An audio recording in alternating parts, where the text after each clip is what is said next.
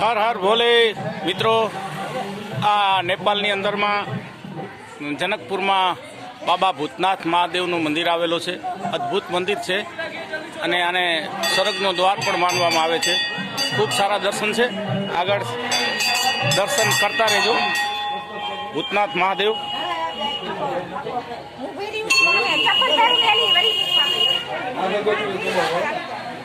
Har Har Mahadev Har.